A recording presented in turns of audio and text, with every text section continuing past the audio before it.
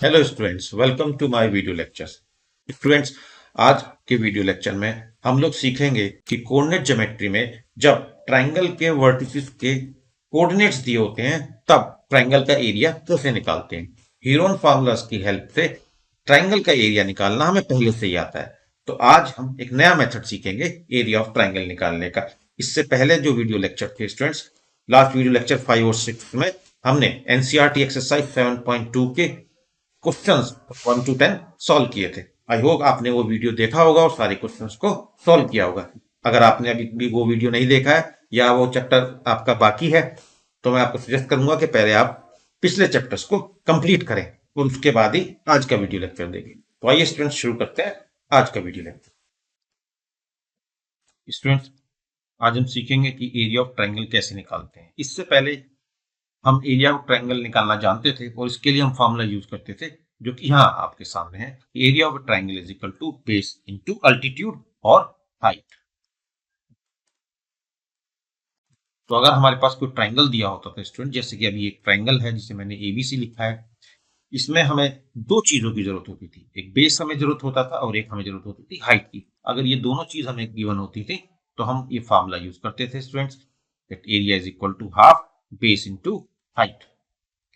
Okay students, लेकिन आज हम ये सीखेंगे कि अगर हमारे पास कोऑर्डिनेट्स दिए हुए हैं ट्रायंगल के वर्टिसेस के, तो देखिए यहाँ पर एबीसी जो है एक ट्रायंगल है और उसके वर्टिसेस के कोऑर्डिनेट्स दिए हुए हैं।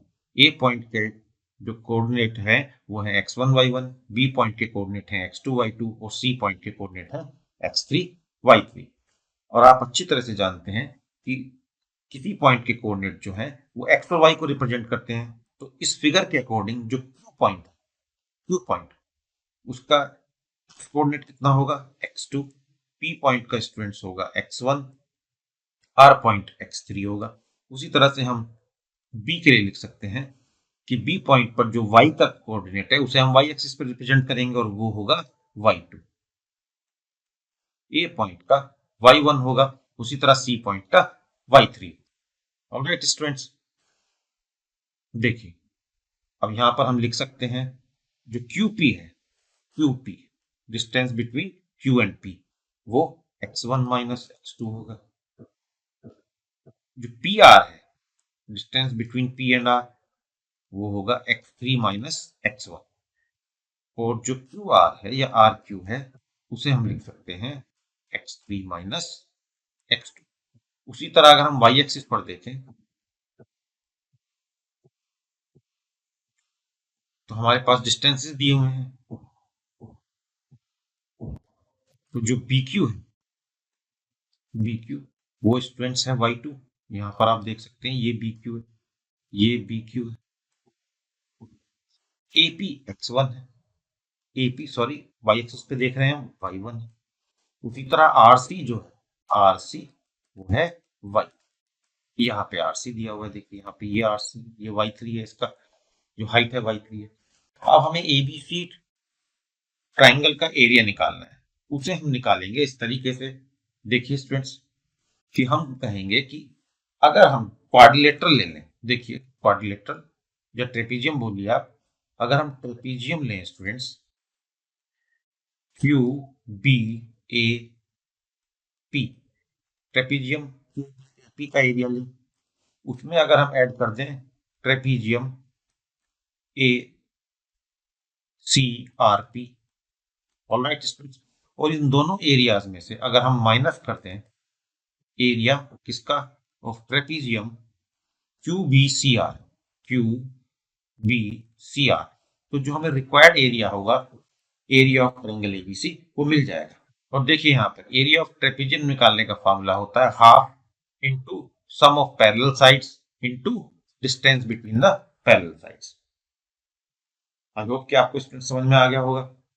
हम एबीसी ट्राइंगल का एरिया निकालना चाहते हैं, उसके लिए हमने ट्रेपीजियम का हेल्प लिया। तो हमारे पास कहाँ पर ट्रेपीजियम है, एक है क्यू बी ए पी, इस एक ट्रेपीजियम के एरिया को हम ऐड करेंगे P A C R trapezium में, और इस सब में से माइनस कर देंगे B C R Q trapezium का एरिया, तो हमें ट्राइंगल का एरिया मिल जाएगा। तो इसी फॉर्मूले का यूज करते हुए देखिए स्टूडेंट्स हमने ये लिखा है area of triangle ABC equal to, ये हमारे पहले ट्रेपीजियम का एरिया है, दूसरे ट्रेपीजियम का एरिया है, और ये जो माइनस किया है इसका एरिया। तो देखिए half sum of parallel sides, तो पैरेलल साइड्स क्या है पहले ट्रेपीजियम में, वो है बी क्यू और एपी, बी क्यू और AP into distance between that.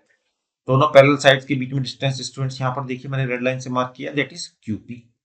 उसी तरह दूसरे ट्रेपीजियम में जो पैरेलल साइड है वो है एपी और सी आर, और उनके बीच का डिस्टेंस क्या है स्टूडेंट्स, उनके बीच का डिस्टेंस ये है which is x2 x3 minus x1 या आरपी है।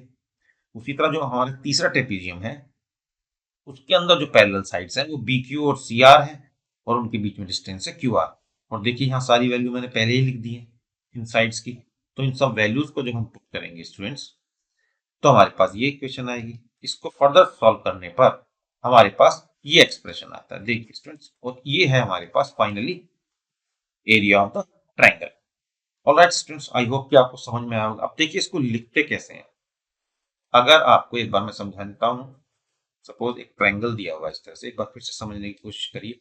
उसके कोऑर्डिनेट दिए हुए हैं x1 y1 x2 y2 x3 y, और आपको एरिया पूछा है तो आपको पहले क्या लिखना है, लिखिए हाफ, ब्रैकेट लगाइए बड़ा, और यहाँ लिखिए x1 one more bracket plus x2 one more bracket plus x3 one more bracket and that's all. उसके बाद ये जो ब्रैकेट इसमें आप क्या लिखेंगे, यहाँ पर 1 है तो अब आप आगे लिखेंगे y2 माइनस y3।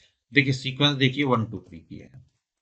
यहाँ पर x2 है तो 2 के बाद क्या आएगा, 3 आएगा, तो यहाँ पर हम लिखेंगे y3 माइनस y2, और यहाँ पर 3 है तो यहाँ पर आएगा y1 माइनस y2। तो 1 2 3 2 3 1, दिस इज 1 और 3 1, इस सीक्वेंस में लिखे गए।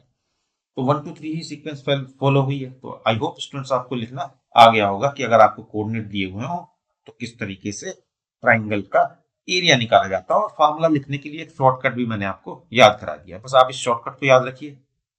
तीनों पहले x1 की टर्म्स लिख लीजिए, x1 x2 x3, और ब्रैकेट के अंदर 1 2 3 की फॉर्म में y2 minus y3 y3 minus 1 और y1 माइनस y2 आएगा। आइए स्टूडेंट्स इसके ऊपर बेस्ड कुछ क्वेश्चन करते हैं और समझने की कोशिश करते हैं कि किस तरह से कोऑर्डिनेट ज्योमेट्री में एरिया ऑफ ए ट्रायंगल निकाला जाता है जबकि हमें उसके वर्टिसेस के कोऑर्डिनेट दिए होते हैं। आइए स्टूडेंट्स सॉल्व करते हैं example number 11। This example is taken from the NCERT textbook. Question है find the area of a triangle whose vertices are 1 minus 1 minus 4 6 and minus 3 minus 5। तो हमसे कहा गया है कि एरिया निकालिए एक ऐसे ट्राइंगल का जिसके वर्टिसेस आपको दिए। तो आइए पहले डायग्राम की हेल्प से इसे समझते हैं और फिर इसे सॉल्व करते हैं। एक हमने ट्राइंगल एज्यूम किया है, ये कोई भी ट्राइंगल हो सकता है, सारी साइड्स बराबर हो जरूरी नहीं है, जस्ट हमने सिंपलिसिटी के लिए इस तरह का बनाया है। जस्ट ये एक रिप्रेजेंटेटिव ट्राइंगल है टू द स्केल -4 6, और सी पॉइंट का कोऑर्डिनेट हम मान लेते हैं -3 -5। अब हमें इसका एरिया निकालना है। तो स्टूडेंट्स एरिया क्या होता है मैंने आपको बताया था कैसे लिखेंगे। आप लिखिए x1 plus x2 plus x3 y2 minus y3, 2 है तो 3 माइनस y1, 3 है तो y1 minus y, and that's all. हमें सॉल्व करना है इस तरीके से हम लिखते हैं। तो आइए शुरू करते हैं। तो एरिया होगा स्टूडेंट्स हाफ x1 हम a से शुरू करते हैं। चलिए ये वाली हमारी टर्म x1 y1 है, ये है हमारा x2 y2, और ये x3 y3। हम किसी भी सीक्वेंस में ले सकते हैं, इससे कोई भी फर्क नहीं पड़ता आंसर पे। तो x1 है 1, y2 इज 6, 6 माइनस 5 करेंगे तो माइनस पहले से ही है तो +5 होगा। x2 है हमारे पास -4 स्टूडेंट्स, y3 कितना है -5 है, -5 में से माइनस करेंगे -1 विच इज +1, एंड सिमिलरली हमारे पास -3 x3, तो यहाँ -3 डालेंगे। और y1 is -1 and -1 and -6, this is -7, तो मैंने डायरेक्टली -7 लिख दिया। आइए इसे सॉल्व करते हैं। हाफ 11 -4 एंड -4 प्लस का 16 होगा, प्लस 7 भी माइनस है और 3 भी माइनस है, तो प्लस का आएगा हमारे पास 21। इनको ऐड करेंगे तो हमारे पास 48 आएगा upon 2 equal to 24 square units. Square units का मतलब होता है स्टूडेंट्स, क्योंकि स्क्वायर होगा, यूनिट्स का मतलब है अगर ये सेंटीमीटर में होगा तो सेंटीमीटर स्क्वायर और मीटर में होगा तो मीटर स्क्वायर। फिलहाल हमारे पास ये जो कोऑर्डिनेट्स दिए गए हैं इनमें हमें बताया ही नहीं गया है कि ये 1 सेंटीमीटर है, 1 मिलीमीटर है, क्या है। तो एक ट्रेंड है जिसमें हम लिखते हैं स्क्वायर यूनिट। तो आई होप कि स्टूडेंट्स आपको ये समझ में आ गया। काफी आसान क्वेश्चन है और आप फॉर्मूले को भी आसानी से याद कर सकते हैं। एग्जाम्पल है, find the area of a triangle form by the points P Q and R. P Q R 3 points हैं वर्टिसेस ऑफ ए ट्राइंगल के। तो हमें एरिया निकालना है इस ट्राइंगल का। तो हमें ट्राइंगल बनाते हैं, ये टू द स्केल नहीं है, जस्ट रिप्रेजेंटेटिव है। ए बी सी जो है पॉइंट्स हैं 3 इसके ऊपर वर्टिसेस, और हम मान लेते हैं ये इसके कोऑर्डिनेट्स हैं 1.5 3, बी पॉइंट है 6 -2, सी पॉइंट है -3 4। एरिया हम पहले ही जान चुके हैं, एरिया का फॉर्मूला क्या है, इसी वीडियो में हमने ड्राइव किया था। तो आइए लिखते हैं हाफ, मैंने आपको लिखने की शॉर्टकट भी बताई थी, x1 x2 x3। यहाँ हम लिखेंगे y2 - y3, 2 के बाद हम 3 लिखेंगे y3 - y1, 3 में लिखेंगे हम y1 - y2। आप इस तरीके से याद कर सकते हैं कि 1 2 3 2 3 1 3 1 2 की सीक्वेंस में एरिया का फॉर्मूला लिखा जाता है। तो स्टूडेंट्स हम मान लेते हैं ए पॉइंट जो है वो हमारा x1 y1 है, बी पॉइंट जो है हमारा x2 y2 है, वो x3 y3 हमारा सी पॉइंट। और वैल्यूज डालते हैं फॉर्मूले में, सॉल्व करते हैं। तो हमारे पास स्टूडेंट्स एरिया क्या होगा, half x1 which means -1.5 multiplied with the y2 - y3 that is -2 and -4, -2 -4 plus x2, x2 है हमारे पास 6। तो हमारे पास y3 चाहिए, y3 है 4 -3, 4 -3 जैसा आप देख पा रहे होंगे। और x3 कितना है स्टूडेंट्स, -3 है। x3 में हमने y1 - y2 करेंगे तो वो हमारा होगा 3 -2 दैट बिकम्स प्लस। आइए इसे सॉल्व करते हैं थोड़ा। तो यहाँ पर हमारे पास होगा हाफ -1.2 है जिसे हम 3/2 लिख सकते हैं, और हमारे पास है -6। यहाँ पर हमारे पास 1 तो 6 आएगा, और यहाँ पर 5, तो ये है हमारे पास एक्चुअली -15। चलिए यहाँ पर हम 2 से 3 लिख सकते हैं तो +9 आएगा। Half +9 +6 -15 and student it comes out to be 0. So area of this triangle is 0. Point to be noted students. Area of triangle ABC is 0. What is the meaning that area of a triangle is 0? Area of a triangle 0 है, इसका meaning है कि ये जो vertices हैं वो collinear है। काफी इंपॉर्टेंट रिजल्ट है हमारे पास, जो आपके बहुत काम आएगा इस क्लास में भी और आगे की क्लासेस में भी, 11th 12th में भी। तो इसका मतलब है कि पॉइंट्स या vertices,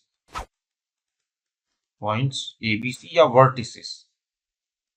vertices are collinear. Collinear का मतलब स्टूडेंट्स होता है कि ये तीनों पॉइंट ए बी सी एक लाइन पर लाई करते हैं। ये ट्राइंगल ही नहीं बनाते, क्योंकि अगर ट्राइंगल बनाते तो ये एरिया जरूर होता। इनका एरिया 0 होने का मतलब ही ये है कि ये कोऑर्डिनेट्स एबीसी कोई ट्राइंगल नहीं बनाते हैं, दीज आर कोलिनियर। तो बहुत काम का रिजल्ट है, इसको याद रखिएगा। जब भी आपसे वो कभी कोलिनियरिटी करने के लिए कहे फ्यूचर में, तो आप उस ट्राइंगल का एरिया 0 करें। हाय स्टूडेंट्स, सॉल्व करते हैं एग्जांपल नंबर 14। क्वेश्चन है, find the value of k की वैल्यू निकालनी है the points A B C are collinear. अब उसने खुद ही कहा है कि ए बी सी 3 पॉइंट्स हैं जो कोलिनियर है।